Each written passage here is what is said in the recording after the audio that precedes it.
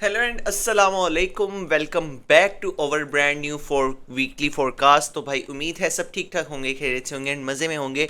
तो भाई आ चुका है आपका वापस आपको एक और बहुत बेहतरीन सी अपडेट देने। तो बात कर लेते हैं सबसे पहले अगले अपकमिंग वीक की अपडेट्स की। तो भाई पहले तो मैं आपको बता चुका हूँ अपनी एक वीडियो में, एक शॉर्ट वीडियो में मैं आपको बता चुका हूँ कि मार्केट ने पिछले वीक इतना डंप क्यों लिया था। Just because of Trump policies की वजह से मार्केट ने पिछले वीक इतना डंप लिया क्योंकि चाइना और यूएस के दरमियान बहुत सारी डील्स जो हैं वो अच्छे तरीके से क्लोज की गई हैं, जिसकी वजह से मार्केट्स को, आपको पता है कि अगर ट्रंप भी कोई भी छोटा सा ट्वीट करता है तो मार्केट्स को बहुत ज़्यादा इफेक्ट पड़ता है। एंड मार्केटें पिछले वीक डंप इसी वजह से हुई थी कि चाइना और यूएस ने एक एग्रीमेंट बहुत अच्छे तरीके से किए हैं। सबसे पहले हम बात कर लेते हैं अपने अपकमिंग न्यूज़ की। तो मंडे को कुछ खास ऐसी न्यूज़ नहीं होने वाली। एंड अगर बात करें हम ट्यूसडे की, तो ट्यूसडे को भी कुछ इतनी खास वॉलेटिलिटी वाली न्यूज़ नहीं है, लेकिन सीएडी का, कैनेडियन डॉलर का सीपीआई डाटा रिलीज़ होने वाला है। और एक ये पेंडिंग हाउस सेल्स जो हैं ये भी एक थोड़ा सा मार्केट्स को इफ़ेक्ट करती हैं। और अगर हम बात करते हैं वेडनेसडे की, वेडनेसडे को हमारे पास एफओएमसी की मीटिंग है जो कि एक इम्पोर्टेंट डाटा हो सकता है जो मार्केट को थोड़ा सा वॉलेटाइल कर सकता है, मार्केट में थोड़ी सी ट्रेंड जो है वो चेंज कर सकता है। क्योंकि जब भी कोई इस तरह की मीटिंग वगैरह या कुछ भी अपकमिंग वीक्स में आपने अगर देखा हो पिछले वीक भी कि मार्केट उससे पिछले वीक में मार्केट ने एक अप ट्रेंड बनाया था और इस वीक मार्केट एक डाउन ट्रेंड के साथ चली है। तो अब गोल्ड की या मार्केट की सिचुएशन ऐसे हो चुकी है कि हर वीक में मार्केट एक साइड का ट्रेंड बना के उसी साइड की ट्रेड्स देती है।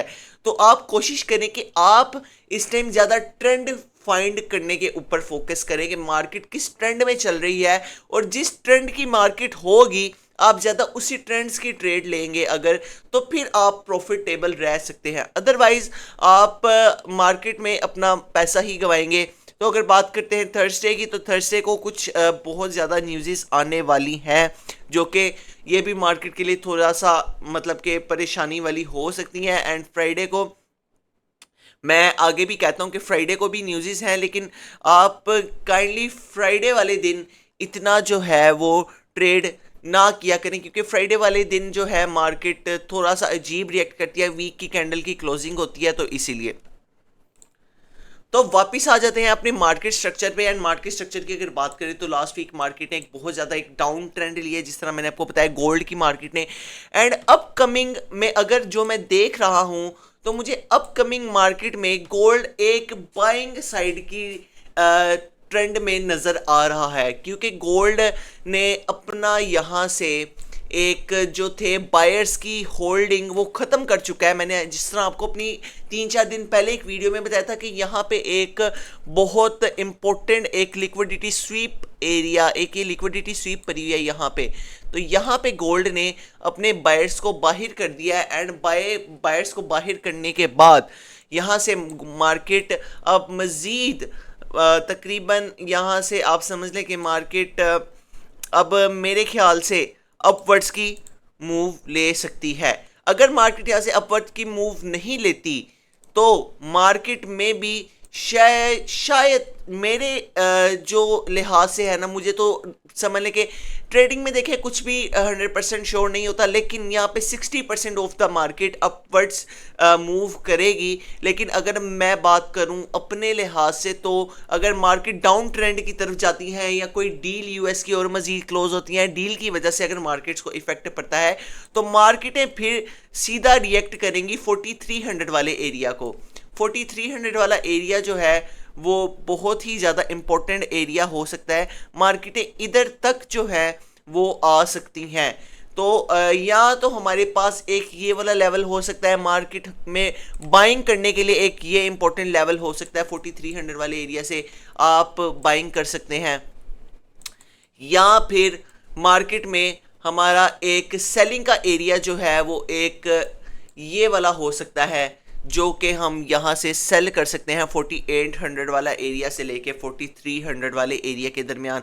अगर तो मार्केट यहाँ पे दोनों लेवल्स को टच नहीं करती और अगर कोई मतलब कि मार्केट एक नॉर्मल सिचुएशन में चलती है, जो कि ऐसा मुमकिन तो नहीं है, तो फिर हम यहाँ पे ही रह के अपने सेटअप्स को फाइंड कर सकते हैं, जो कि 30 मिनट के टाइम फ्रेम में हो सकता है, 15 मिनट के टाइम फ्रेम में हो सकता है, 1H के टाइम फ्रेम में हो सकता है, 4H के टाइम फ्रेम में हो सकता है। आजकल जो है मार्केट वो ब्रेक स्ट्रक्चर्स को बहुत ज़्यादा रिस्पेक्ट दे रही है। मार्केट इतना हमारे नॉर्मल सेटअप्स जो थे उनको रिस्पेक्ट नहीं देती जितना मार्केट ब्रेक स्ट्रक्चर्स को रिस्पेक्ट दे रही है। तो अब बात कर लेते हैं हम अपने कुछ करेंसी पेयर्स या ऑयल की। तो ऑयल की अगर बात करें तो ऑयल इस टाइम तकरीबन $100 पर फिर से पहुंच चुका है। ऑयल ने पहले एक डंप लिया था $112 से, देन उसके बाद गोल्ड की मार्केट बहुत ज़्यादा ऑयल की मार्केट ने एक बहुत ज़्यादा एक साइडवेज चली है, लेकिन उसमें भी काफ़ी ज़्यादा एक डंप आया है। एक पंप जब मार्केटों में आता है तो आपने कभी नोट किया हो कि मार्केट पंप ऐसे इजीली नहीं होती। इस तरह अगर आप देखें तो इस तरह डर्टी एरिया बना के मार्केटें फिर पंप होती हैं, लेकिन अगर मार्केटें अगर सेल की तरफ आती हैं तो मार्केटें भाई यहाँ से अगर मैं आपको दिखाऊं तो मार्केटें यहाँ से पंप हुई हैं, देन उसके बाद सेलिंग में मार्केट हमेशा बहुत एक अच्छे प्रेशर के साथ मार्केट सेल हो जाती है, क्योंकि सेलिंग ज़्यादा इजी होती है निस्बत मार्केट के लिए, क्योंकि जिस तरह आपको भी पता है कि चढ़ना सीढ़ियाँ मुश्किल होता है एंड उतरना बहुत आसान होता है। तो उतरते हुए मार्केट का इतना जो है वो एनर्जी वेस्ट नहीं होती। तो अपकमिंग ऑयल की भी जो अपडेट है वो यही होने वाली है कि ऑयल जो है वो तकरीबन मेरे ख्याल से कि अगर इस वॉर की सिचुएशन थोड़ी सी कंट्रोल हो जाएगी, जो कि चाइना में ट्रंप ने भी काफ़ी ज़्यादा इसके ऊपर बात की है, तो अपकमिंग ऑयल की सिचुएशन भी मुझे ऐसे डंप साइड पे नज़र आ रही है, क्योंकि मार्केट फिर से अपने जो ऑल टाइम हाई था उस एरिया के पास तकरीबन पहुंचने वाली है। एंड अगर मार्केट पहुंचती है 1010 पे तो मार्केट यहाँ से 109.5 पे तो मार्केट यहाँ से एक अच्छी सेल साइड की ट्रेड दे सकती है। एक बहुत बेहतरीन सी सेल साइड की ट्रेड हमारी इधर से भी बन सकती है। और अगर हम बात करते हैं USD JPY की, तो भाई ये मेरा वैसे फेवरेट करेंसी पेयर है जिसमें मैं ट्रेड करता हूँ और अपनी कम्युनिटी को भी करवाता रहता हूँ। अक्सर अपनी कम्युनिटी को JBP JPY, USD JPY and gold oil, gold में तो हम रेगुलर ट्रेड करते हैं, नैस्डैक में भी हम ट्रेड करते रहते हैं। तो अगर मैं बात करूँ USD JPY की, तो करेंसी पेयर्स अगर आप देखें USD JPY एक ही ट्रेंड में चले हैं, एक ही डर्टी एरिया में मार्केटें फ्लक्चुएट की हैं और मार्केटें साइडवेज रही हैं। तो मार्केटों का ये जो है वो स्ट्रक्चर वो काफ़ी ज़्यादा डेंजर साइड पे हो सकता है, लेकिन उसके बाद मार्केटों ने ये जो डंप लिया है उसके बाद फिर से पंप, फिर एक डंप एंड फिर से एक पंप। तो अब आप यहाँ से ही अंदाज़ा लगा लें कि अब मार्केटों में फिर से एक बड़ा डंप आने वाला है एंड फिर मार्केटें पंप होंगी। तो भाई ये होने वाला है अपकमिंग USD JPY का स्ट्रक्चर। USD JPY के अंदर बहुत ज़्यादा अगर आप देखें पिछले काफ़ी वीक से जो मैं एनालाइज कर रहा हूँ 4H के टाइम फ्रेम में, ये इस टाइम 4H के टाइम फ्रेम में मैं आपको अपनी एनालाइजिंग बता रही हूँ, क्योंकि 4H का टाइम फ्रेम एक अच्छा टाइम फ्रेम है। तो अगर मैं आपको पिछले काफ़ी देर से दिखाऊं तो मार्केटें एक इसी ही ट्रेंड में चल रही हैं, पहले पंप लेती हैं फिर डंप, पहले पंप फिर डंप। तो अगर आप इसमें एक अच्छा और मज़ीद बेहतरीन प्रॉफिट बना सकते हैं अगर USD JPY की मार्केट डंप होगी, तो मैं भी शायद गोल्ड की मार्केट में भी, क्या मैंने आपको बताया कि 60% चांस है गोल्ड की मार्केट के बाइंग साइड पे जाने के। और अगर मार्केटें यहाँ से एक डंप अभी क्रिएट करके मार्केटें पंप वाली साइड पे क्लोज हुई हैं, तो मार्केटें यहाँ से एक डंप साइड की ट्रेड ले सकती है। अगर मार्केट यहाँ से डंप नहीं लेती तो हमारे पास एक बहुत बेहतरीन एरिया है ये वाला, तो मार्केटें यहाँ से एक सेल साइड की ट्रेड दे सकती है 160.162 वाली साइड से आप एक अच्छा सेल कर सकते हैं, यहाँ से मार्केटें सेल साइड की ट्रेड देंगी। और अगर हम बात कर ले JBP JPY की, तो JBP JPY जो है वो काफ़ी ज़्यादा एक मतलब कि एक पंपिंग और एक डंपिंग पोजीशन में चल रहा था। तो यू जेबीबी जेपीवाई के अंदर इस टाइम जो मुझे अपकमिंग वीक का फोरकास्ट नज़र आ रहा है, तो मार्केटें जो है यहाँ से पंप वाली साइड पे मूव होंगी, क्योंकि ऑल करेंसी पेयर्स जो है इस टाइम मुझे पंप होते हुए नज़र आ रहे हैं एंड मुझे गोल्ड जो है वो डंप होता हुआ नज़र आ रहा है। तो अगर बात करें हम अपने इसके करेंसी पेयर्स की, तो मार्केट यहाँ से डंप हुई थी लेकिन मार्केट यहाँ तक पंप लेगी।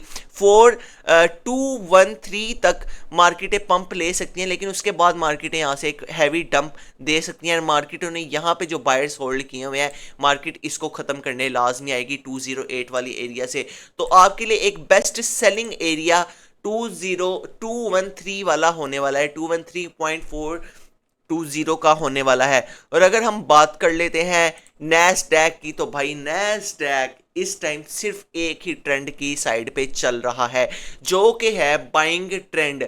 बाइंग ट्रेंड एक बहुत मतलब कि नैस्डैक, अगर आपको मैं पिछले कुछ अरसे से दिखाऊं, तो नैस्डैक बहुत देर तक 2500 वाले एरिया, 2400 वाले एरिया में ट्रेड होता रहा है, मतलब कि एक ही वेज में चलता रहा है। लेकिन आफ्टर द वॉर, और अगर आप और चीज़ें देखें S&P 500 भी, तो ये एक बहुत ज़्यादा एक पंपिंग वाली साइड पे गया है एंड उसके बाद मार्केटों ने यहाँ से कुछ खास डंप नहीं लिया।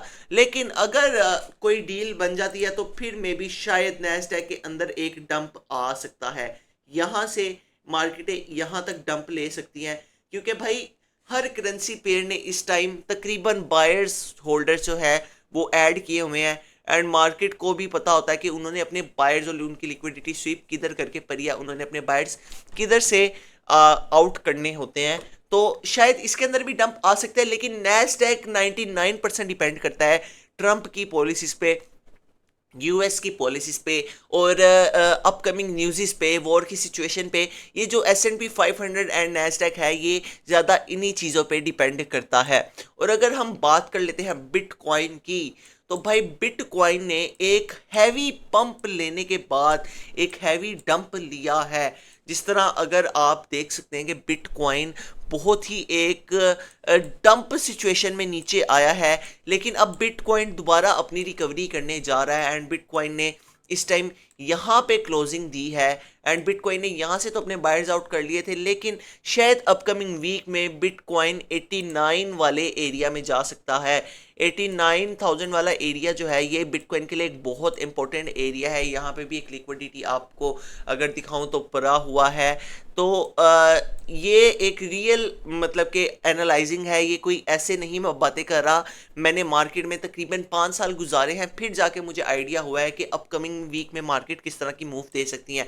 लेकिन अभी जो मुझे बिटकॉइन का स्ट्रक्चर नज़र आ रहा है, बिटकॉइन का स्ट्रक्चर मुझे डाउन ट्रेंड के साथ ही ओपन होता हुआ नज़र आ रहा है।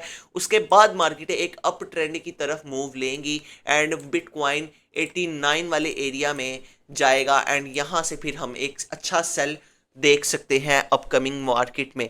तो ये था हमारा अपकमिंग वीक का वीकली फोरकास्ट, और एक नॉलेज वीडियो भी आपके साथ मैं बहुत जल्दी शेयर करने वाला हूं। और अगर मैं बात करूं अपने कम्युनिटी की, आपको अगर अपने मैं कम्युनिटी के रिजल्ट्स दिखाऊं, तो लास्ट वीक हमारी कम्युनिटी में लास्ट फ्राइडे वाले दिन सिर्फ एक एसएल हिट हुआ है, first ever SL in my community, and एक ब्रेक इवन ट्रेड हिट हुई है एंड उसके बाद मार्केटों ने तकरीबन 3 टीपी दिए हैं। वो मेरे प्रीमियम ग्रुप के मेंबर्स के साथ ऐड थे और अल्हम्दुलिल्लाह मार्केट ने पिछले वीक बहुत ज़्यादा टीपीस दिए हैं। अगर मैं आपको दिखाऊं तो मार्केट टीपीस पे टीपीस दिए हैं। तकरीबन हमारे लास्ट वीक भी 12 टीपी हुए हैं एंड एक एसएल एंड एक ब्रेक इवन हिट हुआ है। तो अगर आप भी इस तरह की मजीद अच्छी अच्छी ट्रेड्स करना चाहते हैं तो आप भी मेरे व्हाट्सएप चैनल को ज्वाइन कर सकते हैं। लिंक उसका बायो में मिल जाएगा, लिंक उसका आपको डिस्क्रिप्शन में मिल जाएगा। उम्मीद है आपको मेरी आज की वीडियो पसंद आई होगी। अगर आपको वीडियो पसंद आई है तो वीडियो को करें लाइक, चैनल को करें सब्सक्राइब एंड शेयर करना ना भूलेगा। और अगर आप भी इस तरह की मार्केट की मजीद अपडेट्स और देखना चाहते हैं तो आप हमारे चैनल को सब्सक्राइब कर सकते हैं और स्टे कनेक्टेड विद अस। तब तक के लिए खुदा हाफिज़।